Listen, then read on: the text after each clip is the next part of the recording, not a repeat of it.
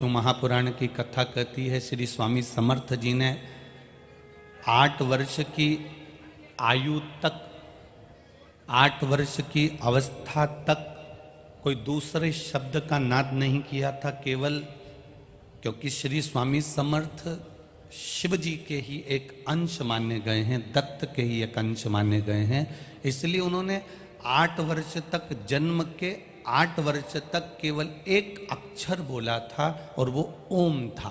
ओम के सिवाय उन्होंने 8 साल तक कुछ बोला ही नहीं, कुछ नहीं बोले, केवल एक अक्षर का नाद किया है, केवल एक अक्षर का उच्चारण किया, केवल एक अक्षर को उन्होंने पूछा, ओम अक्षर, ओम शब्द का नाद किया। ओम शब्द के सिवा उन्होंने कोई नाद नहीं किया।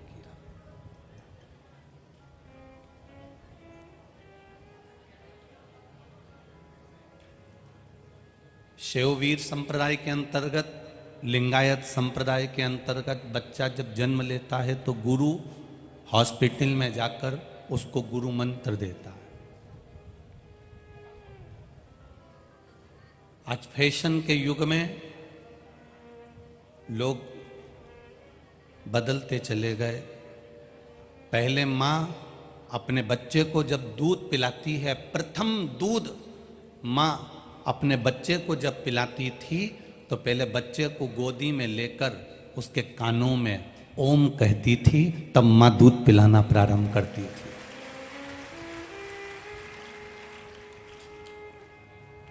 अब वो प्रथा कहाँ चली गई? अब वो प्रथा कहाँ गई?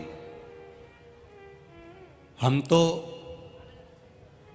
हॉस्पिटल में जन्म लेने वाले बच्चों के जो डॉक्टर होते हैं, जो सिस्टर होती हैं, जो नर्स होती हैं, उनसे भी हम अपने जीवन में एक ही निवेदन करना चाहेंगे, जितने डॉक्टर, सिस्टर और नर्स बच्चों का जापा कराती हैं, डिलीवरी कराती हैं, ऑपरेशन करती हैं, या बच्चे को जो माता जन्म देती हैं, मेरा तो डॉक्टर, सिस्टर और नर्सों से केवल करबद्ध निवेदन इतना सा है, आप कि हॉस्पिटल में जो बच्चा जन्म ले और सबसे पहले वो बच्चा नर्स के, डॉक्टरनी के या सिस्टर के हाथ में आता है, वो बच्चा जैसे ही उसके हाथ में आए, सबसे पहले वो डॉक्टर, वो सिस्टर, वो नर्स उसके कान में केवल ओम का उच्चारण कर दे तो बच्चा संस्कारित हो।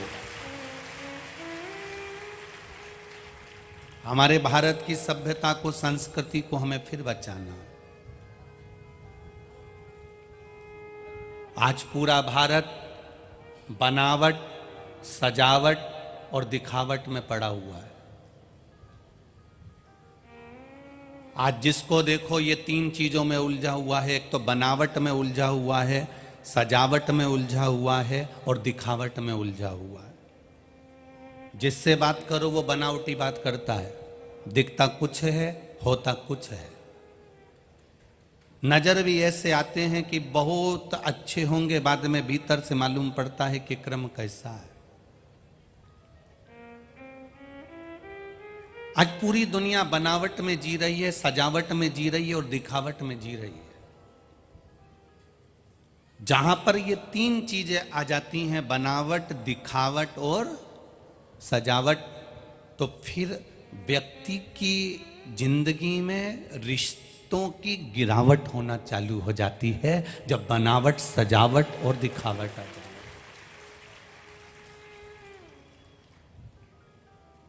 हम जैसे हैं वैसे क्यों नहीं रहते? हम अपनी जिंदगी को वैसे क्यों नहीं जीते जैसे हम हैं? कितना भी क्रीम लगा लोगे, क्या गोरे हो जाओगे रे? अरे बोलो तो जम के। अगर इतने गोरे होते होते तो वो क्रीम अफ्रीका में चले जाता और वहां कर सबसे पहले रिकॉर्ड तोड़ जितने भी हैं सबको गोरा करके बता देता। हमें जैसा परमात्मा ने जन्मा है, हमें जैसा परमात्मा ने भेजा है, श्री स्वामी समर्थ जी की वाणी में उन्होंने सबसे पहला शब्द जब ओम का उच्चारण करा और ओम के उच्चारण के बाद स्वामी समर्थ जी ने अपनी वाणी को जब खोला तो खोलते से ही पहला शब्द उन्होंने कहा था कि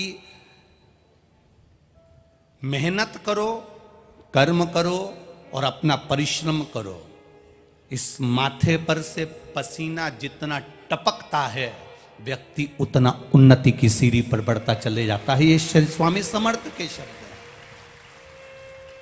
श्री स्वामी समर्थ ने दूसरा संबोधन कहा, कोई आलसी व्यक्ति अगर तुमको दिख जाए तो घर में जाना, ठंडे पानी से नहाना, फिर अपने काम को जाना।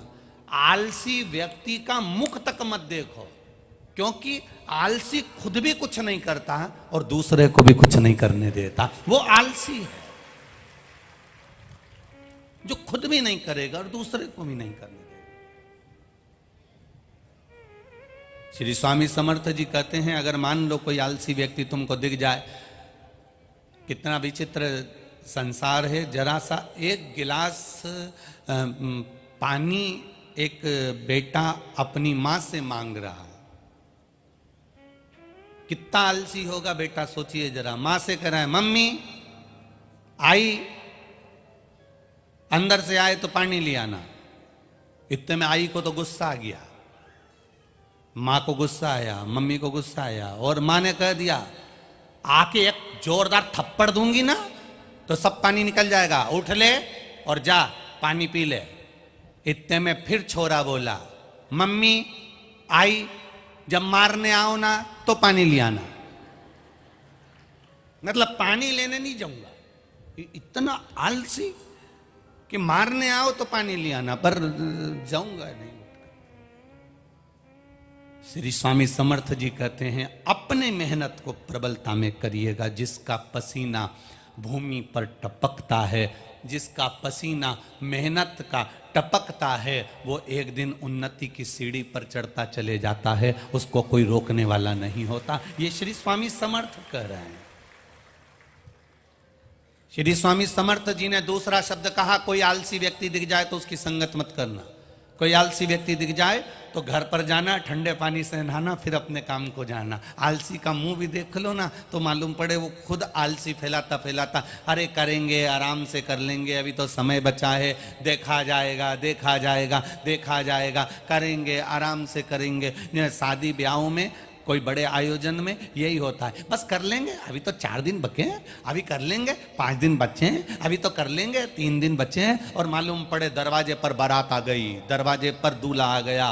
उसके बाद में लोग कर रहे हैं, साहब हलवाई कहाँ है, हलवाई कहाँ, भोजन क्या बनाया, मीठा क्या बनाया, तो हलवाई ढूंढते फिर रहा है, काम करते फिर रहा है, कहीं ये ढूंढते फिर रहा है, कहीं वो ढूंढते फिर रहा है। यहाँ श्री स्वामी समर्थ जी कहते हैं, जिस काम की लगन होती है, जिस कार्य को आपको करना है, अगर कोई शादी का कार्य है, मंडप का कार्य है, ब्याह का कार्य है, जन्म का कार्य है, शादी की सालगिरह का कार्य है, आपके यहाँ जो बड़ा आयोजन कर रहे हो, उससे 10 दिन पहले आप पूरी तैयारी कर लीजिए, तो समझ लो आप आलसी नहीं है। मालूम पड़े कर लेंगे, हो रहा है, 4 दिन बाकी हैं, होगा, करेंगे, धीरे धीरे हो जाएगा, सब हो जाएगा, कर लेंगे, ये आलसी तत्व की निशानी है। श्री स्वामी समर्थ कहते हैं, ये आलसीता नहीं होना चाहिए।